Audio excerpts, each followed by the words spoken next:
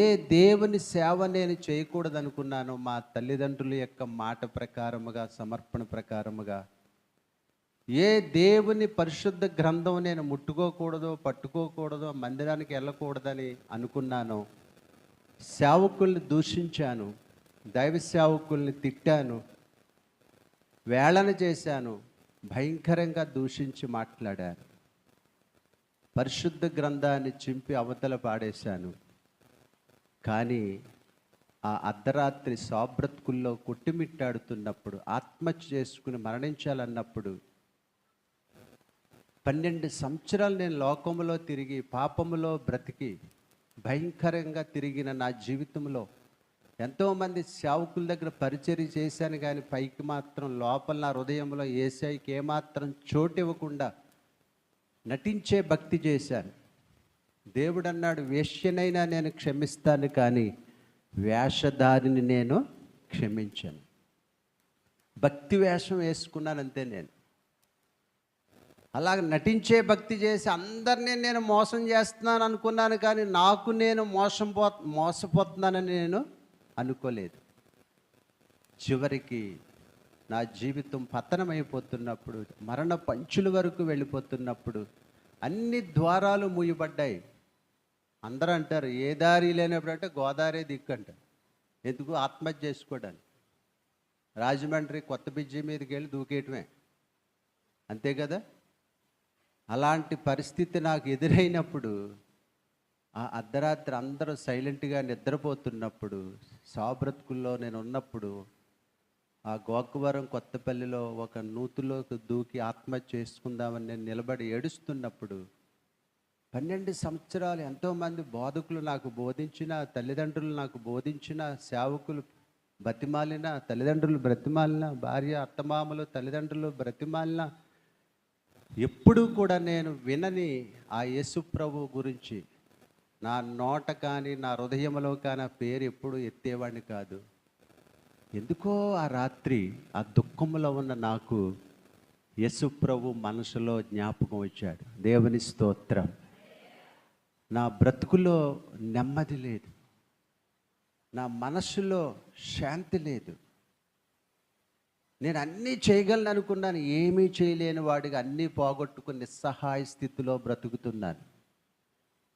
నా దగ్గర డబ్బు ఉన్నంతసేపు, ఐశ్వర్యం ఉన్నంతసేపు నా స్నేహితులు, నా ఫ్రెండ్ సర్కిల్ అంతా నా చుట్టూ తిరిగారు, తిన్నారు, త్రాగారు, సినిమాలు చూశారు, ఎన్నో చేశారు.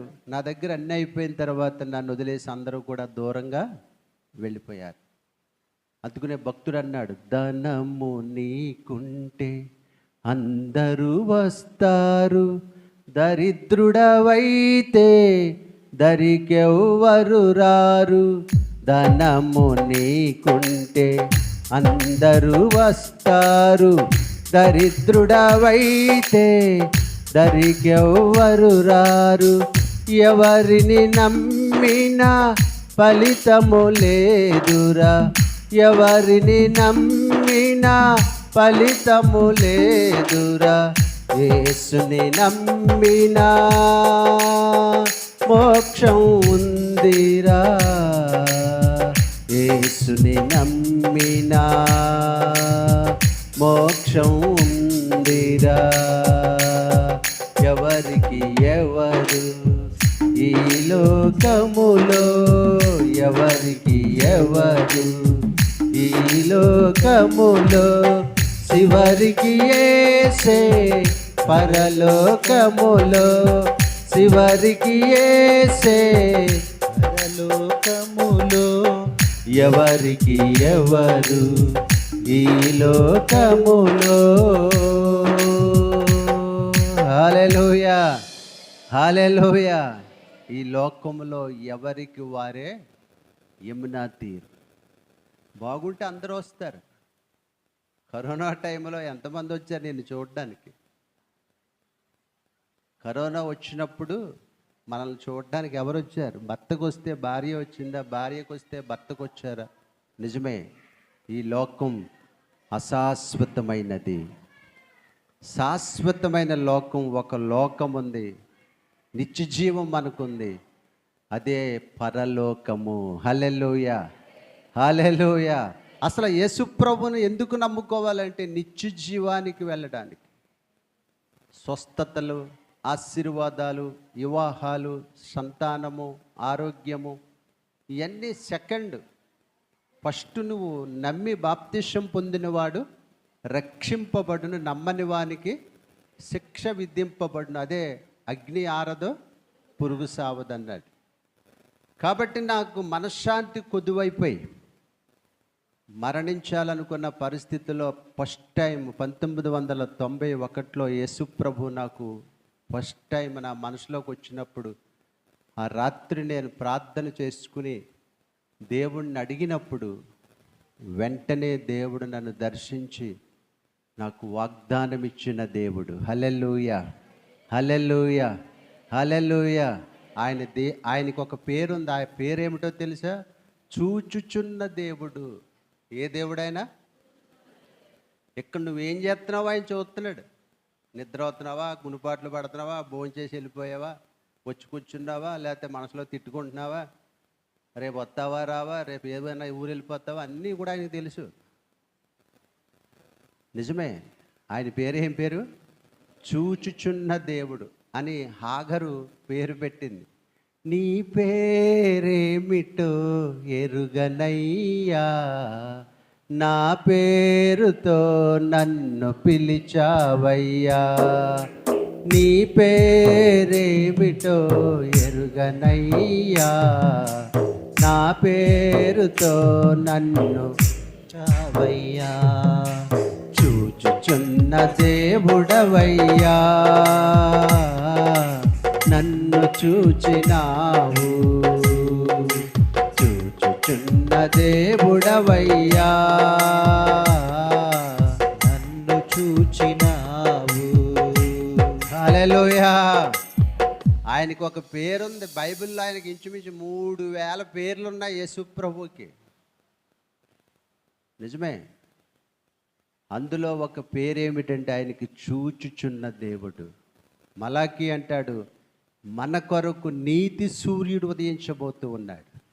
ఆయన సిలువలో చాపిన రెక్కల నీడలో మనకి ఆశ్రయము కలుగుచున్నది.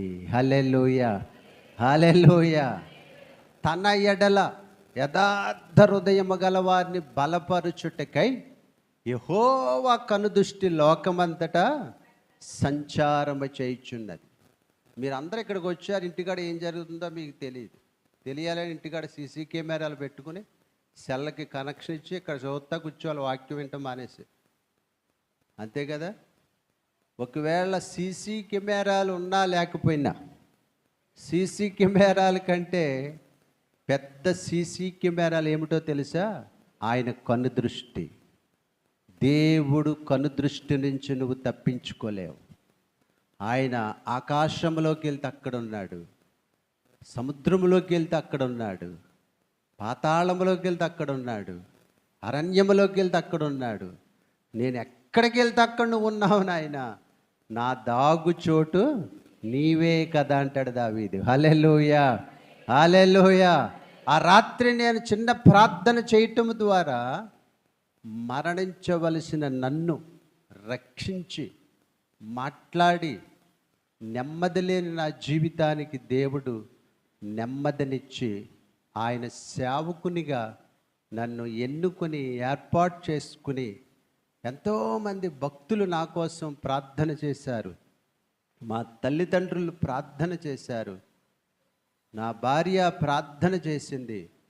వారందరి ప్రార్థనే నన్ను మరణము నుంచి విడిపించి సజీవుడిగా నిలబెట్టింది. హల్లెలూయా, హల్లెలూయా.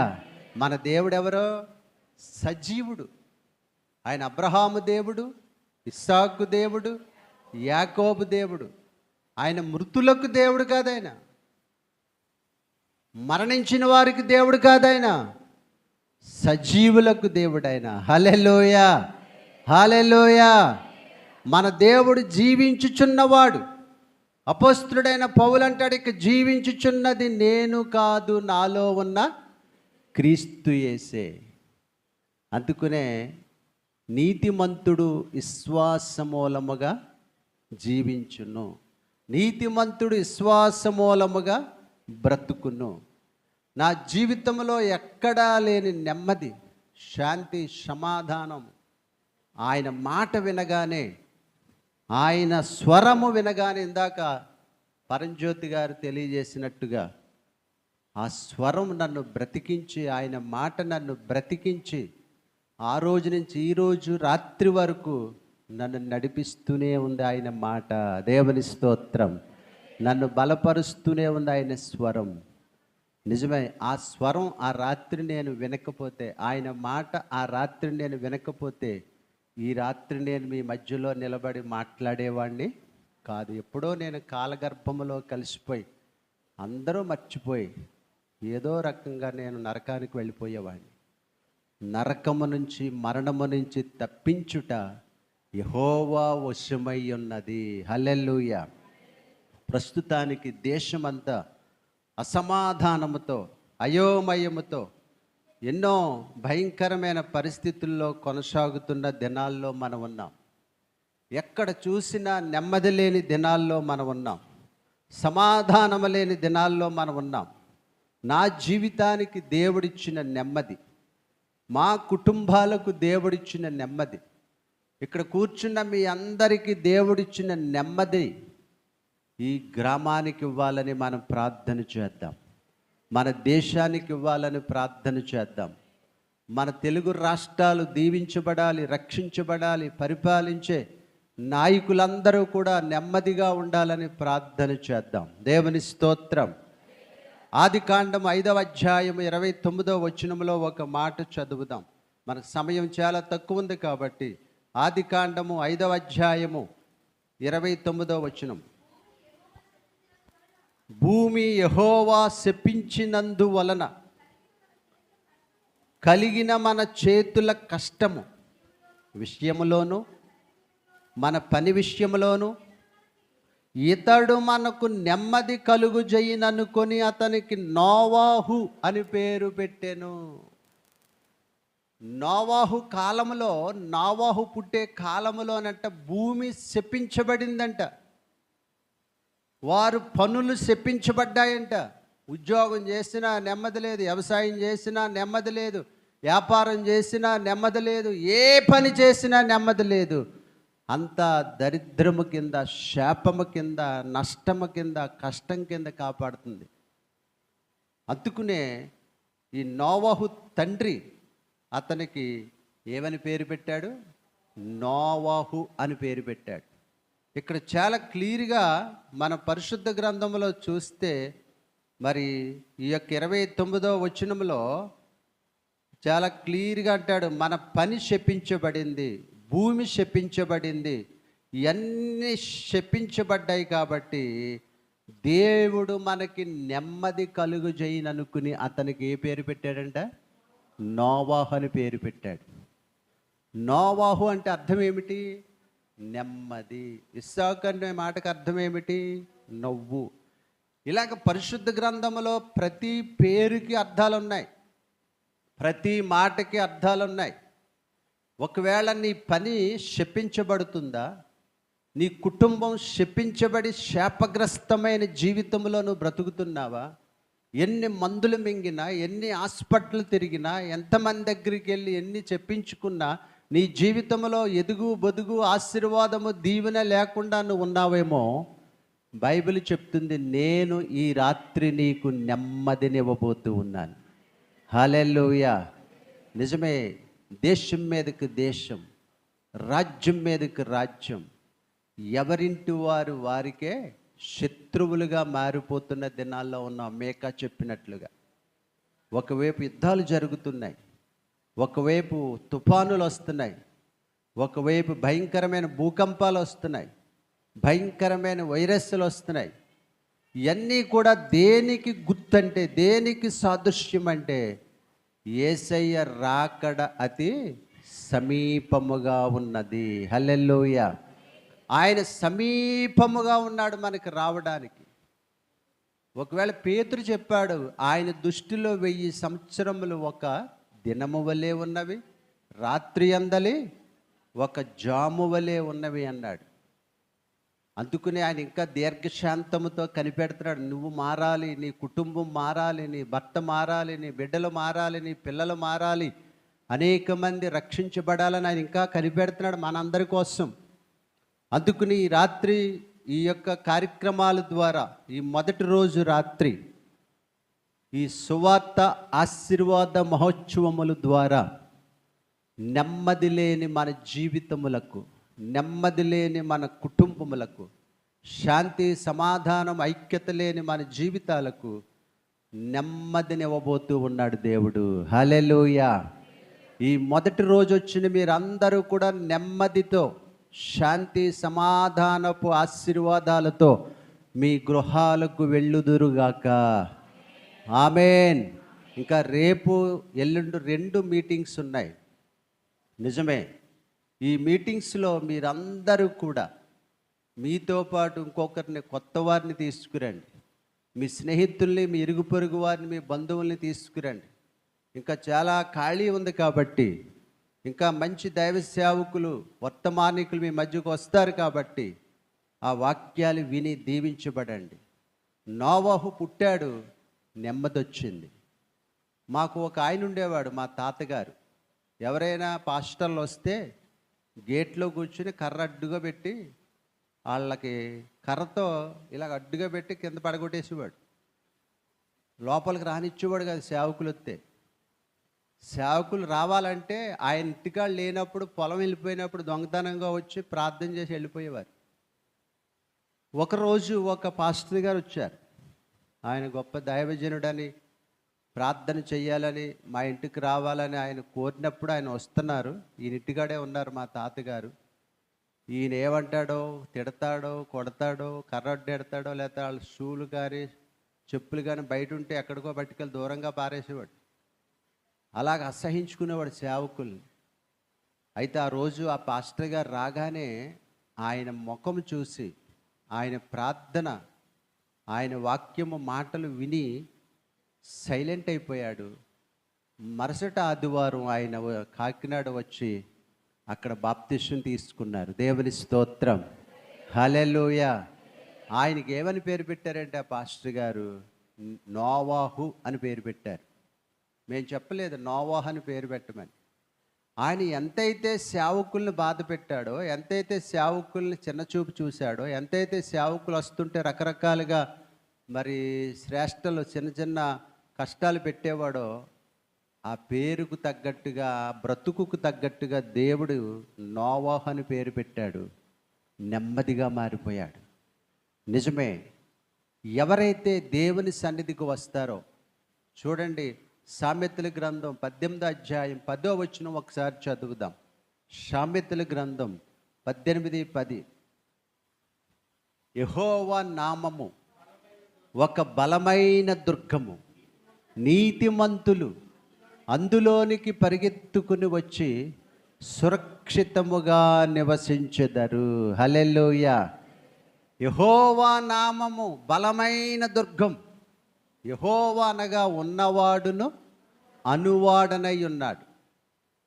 ఈ బలమైన దేవుని దగ్గరికి, ఈ బలమైన దుర్గము దగ్గరికి, ఈ బలమైన సంఘములోనికి, ఈ బలమైన దేవుని మందిరములోనికి ఇంకా 2 దినాలు ఉన్నాయి. కాబట్టి ఎవరైతే పరిగెత్తుకుని వస్తారో, ఎవరైతే తొందరగా వస్తారో, ఎవరైతే మానకుండా వచ్చి దేవుని వాక్యాన్ని జాగ్రత్తగా విని గ్రహిస్తారో, వారు ఎలాగుంటారంట?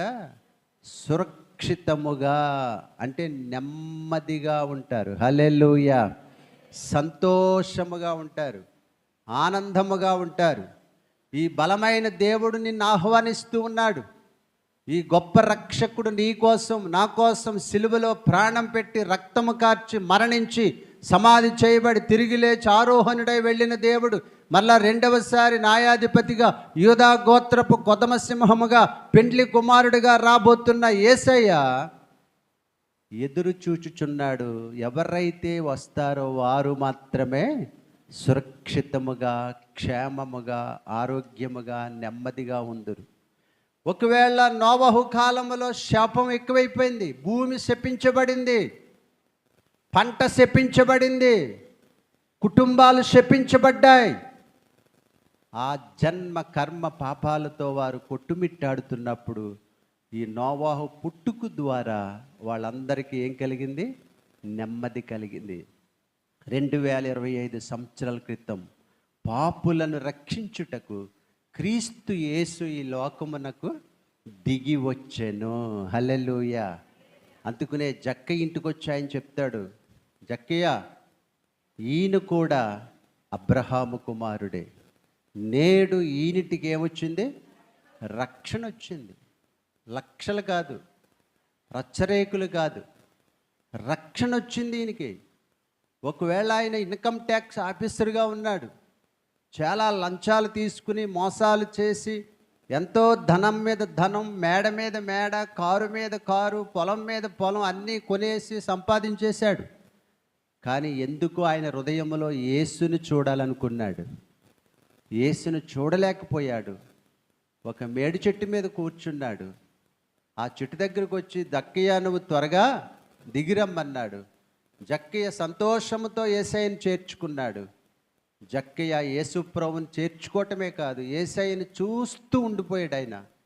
ఆయన ముఖము చూడగానే ఆయన వెలుగు ఆయన మీద పడింది. వెంటనే అన్నాడు, నేను ఎవరి దగ్గర అయితే అన్యాయంగా తీసుకున్నానో 100కి 400 వేసి 500 ఇచ్చేస్తాను. దేవుని స్తోత్రం. అప్పుడు అన్నాడు, ఈయన కూడా అబ్రహాము కుమారుడే, నేడు ఈయనింటికి ఏమొచ్చింది? రక్షణ వచ్చింది. నేనును నా ఇంటి వారును యెహోవాను మాత్రమే సేవిస్తాం. నీతిమంతుల గుడారములో రక్షణ గూర్చిన ఉత్సాహ సునాదము వినబడునుగాక. ఆమేన్. ప్రతి క్రైస్తవ కుటుంబంలో ఏముండాలి? ఉదయం సాయంత్రం కుటుంబ ప్రార్థన తప్పకుండా ఉండాలి. నిజమే, ఒకవేళ సీరియల్ చూసినా చూడకపోయినా, సెల్లో రకరకాల కార్యక్రమాలు చూసినా చూడకపోయినా మంచిదే, కానీ తప్పకుండా నువ్వేం చేయాలి? కుటుంబ ప్రార్థన చెయ్యాలి. ఒక అధ్యాయం చదివి, ఒక పాట పాడి అందరూ కూడా చిన్న చిన్న ప్రార్థనలు చేసినప్పుడు ఆ కుటుంబ ప్రార్థన ద్వారా దేవుడు నిన్ను ఆశీర్వదిస్తాడు. కొన్ని కుటుంబాలు ఉన్నాయి, కుటుంబ ప్రార్థనలో పాలు పంపులు పొందితేనే వాళ్ళకు ఉదయం బ్రేక్ఫాస్ట్ టిఫిన్ పెడతారు, లేదా పెట్టరు. సాయంత్రం కుటుంబ ప్రార్థనలో పాలు పంపులు పొందితేనే వాళ్ళకి సాయంత్రం డిన్నర్ ఉంటుంది, భోజనం, లేకపోతే భోజనం ఉండదు. నిజమే. ఈ యొక్క రాత్రికాల సమయంలో నువ్వు కుటుంబ ప్రార్థన చేయకుండా భోజనం చేయకూడదు. మందిరానికి వెళ్ళకుండా ఏ పని చేయకూడదు. ప్రార్థన చేయకుండా నువ్వు ఏ పని కూడా చేయకూడదు. అందుకనే కొరహు కుమారులు అన్నారు, ఒక్క దినము ఆయన సన్నిధిలో గడిపితే 1000 దినముల కంటే శ్రేష్టమైన ఆశీర్వాదాలు ఉన్నాయి. దేవుని స్తోత్రం. హల్లెలూయా, హల్లెలూయా. కాబట్టి మనం జక్కయ్య ఇంటికి నెమ్మది వచ్చింది. జక్కయ్య ఎంత సంపాదించినా నెమ్మది లేదు, శాంతి లేదు. ఆయన చూడాలనుకున్నాడు, చూడలేకపోయాడు. ఆయన దగ్గరికి యేసుప్రభు వచ్చి నిలబడ్డాడు. త్వరగా దిగొచ్చారా బాబు అన్నాడు. నువ్వు ఇంకా రకరకాల చెట్ల మీద కూర్చోవద్దు. కులం అనే చెట్టు, మతం అనే చెట్టు, ఆ చెట్టు ఈ చెట్టు ఎక్కి కూర్చుంటున్నావేమో, వద్దు, టైం అయిపోయింది, వచ్చాయి. జక్కయ్య త్వరగా దిగొచ్చేసాడు. త్వరగా యేసయ్యను చేర్చేసుకున్నాడు. త్వరగా మారు మనసు పొందేశాడు. త్వరగా అబ్రహాము కుమారుడైపోయాడు. దేవుని స్తోత్రం. చాలామంది రక్షణ పొందడానికి వాయిదాలు వేస్తారు. జనవరి 1కి పొందుతాను అయ్యగారు, క్రిస్మస్కి పొందుతాను అయ్యగారు, ఈస్టర్కి పొందుతాను అయ్యగారు, పెళ్ళికి ముందు పొందుతానండి, పెళ్ళి కుదరకపోతేనేమో మళ్ళీ తేడా వస్తుంది కదండి, పెళ్ళి కుదిరితేనే అప్పుడు బాప్తీసం, కుదరకపోతే ఇంక బాప్తీసం లేదు, ఏం లేదు, ఆ పెళ్ళి. అంటే లాటరీ భక్తి చేస్తున్నాం మనం. అంటే గోడ మీద పిల్లోటంగా మనం భక్తి చేస్తున్నాం. పెళ్ళికి బాప్తిష్మానికి సంబంధం లేదు. బాప్తిష్మం అనేది మారు మనసు కోసము రక్షణ పొందాలి, పాపక్షమాపణ కోసము రక్షణ పొందాలి. అందుకునే నీ పేరులోనే నెమ్మదిచ్చాడు దేవుడు. హల్లెలూయా. జక్కయ్య పేరు ఒకవేళ ఆయన పొట్టువాడని, శుంక గుప్తదారుడని చెప్పింది, కానీ బైబిల్ ఎప్పుడైతే యేసుప్రభువుని చేర్చుకున్నాడో తన హృదయంలోనికి, ఇంటిలోనికి, ఆయన ఇంటికి ఏమొచ్చేసింది? నెమ్మది వచ్చేసింది. హల్లెలూయా, హల్లెలూయా. రెండవ కొరింథీ పత్రిక 2వ అధ్యాయము 12వ వచనం మనం చదువుదాం. 2వ కొరింథీ పత్రిక 2వ అధ్యాయము 12వ వచనం. క్రీస్తు సువార్త ప్రకటించుటకు నేను త్రోయాకు వచ్చినప్పుడు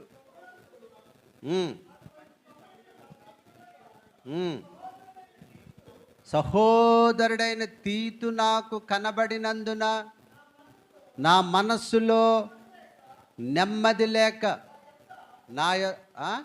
వారి యొద్ద సెలవు తీసుకుని అక్కడ నుండి దేవుని స్తోత్రం. అపోస్తులుడైన పౌలు గారు క్రీస్తు సువార్త ప్రకటించడానికి ఎక్కడికి వచ్చాడంట? త్రోయ. అందరూ చెప్పండి, త్రోయ. ఇది ఏ పట్టణం? ఇది భూపాలపట్నం. నేను ఫస్ట్లో అనుకునేవాడిని భూపాలపట్నం అంటే ఇదేదో పెద్ద సిటీ అనుకునేవాడిని ఫస్ట్లో తెలక. ఇది పల్లెటూరు అనుకోలేదు నేను. శాటిలైట్ సిటీ దీని పక్కన మళ్ళీ. అదేమో శాటిలైట్ సిటీ, ఇది భూపాలపట్నం. మధ్యలోనేమో పుణ్యం చేసుకున్న పుణ్యక్షేత్రం. ఇలాగ వెళ్తేనేమో చీకటిపట్నం, కానీ దాని పేరు శ్రీకృష్ణపట్నం. ఇలాగా రకరకాల పేర్లు ఉన్నాయి. నీ పేరులో నెమ్మది ఉండాలి, నీ ఇంట్లో నెమ్మది ఉండాలి, నీ ఒంట్లో నెమ్మది ఉండాలి, నీ గృహంలో నెమ్మది ఉండాలి. అందుకుని అపోస్తుడైన పౌలు గారు సువార్త చెప్తున్నాడు. ఒక ప్రాంతంలో త్రోయ అనే ప్రాంతానికి వచ్చి సడన్గా ఒక వ్యక్తి కనిపించాడు అక్కడ. అతని పేరేమిటది? తీతు. ఆ తీతు కనబడగానే పౌలు గారు మనసులోనంటే ఏం పోయింది? నెమ్మది లేక వెంటనే సువార్త ముగించుకుని అక్కడ నుంచి మాసిదోనియాకు వెళ్ళిపోయాడంట. దేవుని స్తోత్రం. నువ్వు సువార్తకి అడ్డుగా ఉండకూడదు, సేవకి ఆటంకముగా ఉండకూడదు, దేవునికి ఆటంకముగా మనం బ్రతకూడదు. నాకు విరోధమైన ఏ ఆయుధము కూడా వర్ధిల్లదు అన్నాడు దేవుడు. నిజమే, దేవునికి విరోధముగా మనం బ్రతకూడదు.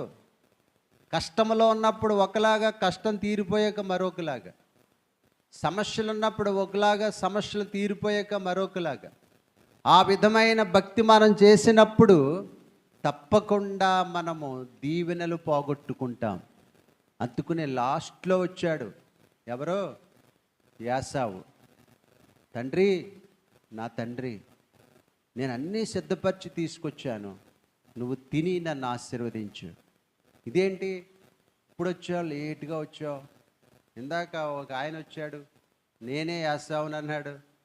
అతను రోమాలు ఉన్నాయో లేదో తడిమి చూశాను, అతని శరీరం యాసావులా ఉంది, కానీ అతని స్వరం యాకోబులా ఉందని అనుకున్నాను. కానీ అతడు పెట్టే భోజనానికి నేను తృప్తి పొంది మొత్తం ఆశీర్వాదాలన్నీ అతనికి ఇచ్చేశాను.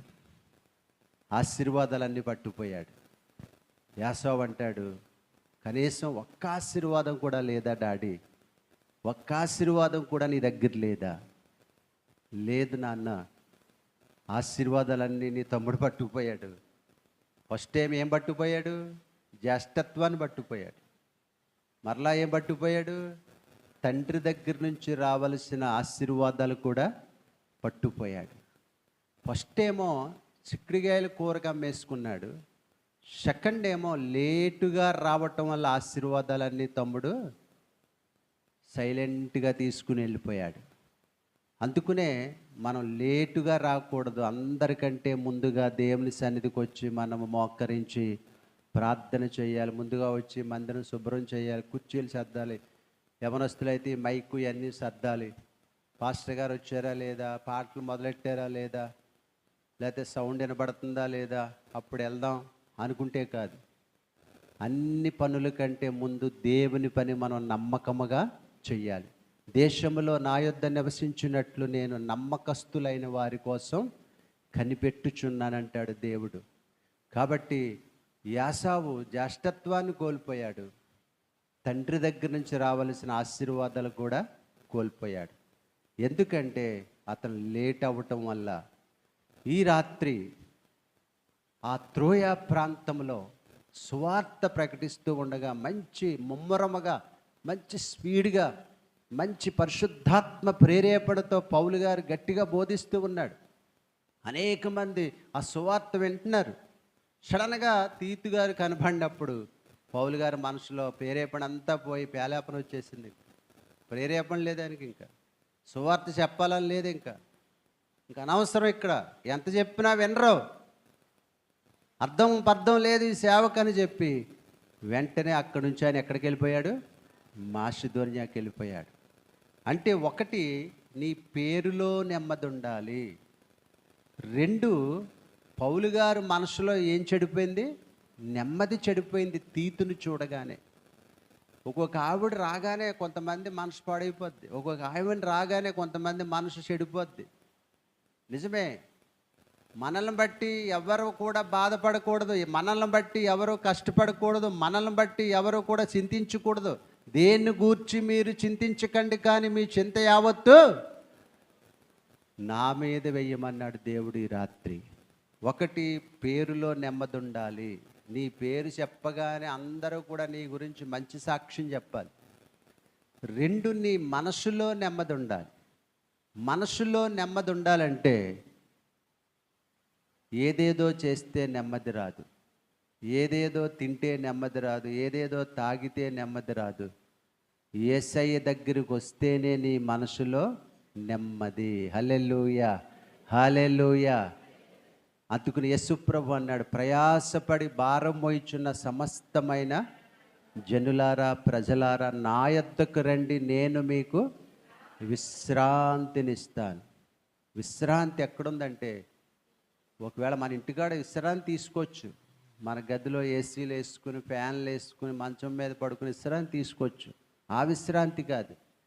మన పాపములో పడిపోయి, లోకములో పడిపోయి, భయంకరమైన శ్రమల్లో పడిపోయి, వ్యాధుల్లో పడిపోయి, మనశ్శాంతి లేకుండా, విశ్రాంతి లేకుండా, మనసులో నెమ్మది లేకుండా మనం బ్రతుకుతున్నాం. కాబట్టి యేసయ్య దగ్గరకు వస్తేనే నీ మనసులో ఏం దొరుకుతుంది? నెమ్మది. అందుకుని యేసు ప్రభు అన్నాడు, నా యొద్దకు వచ్చు వారిని నేను ఎంత మాత్రమో త్రోసివేయను. బైబిల్ ఏం చెప్తుందంటే, నీ పేరులో నెమ్మది ఉందా? నీ మనస్సులో నెమ్మది ఉందా? అందుకునే 3వ మాట మనం చదువుదాం. పరిశుద్ధ గ్రంథంలో పడదాం. యెర్మీయా గ్రంథం 6వ అధ్యాయము 16వ వచనం.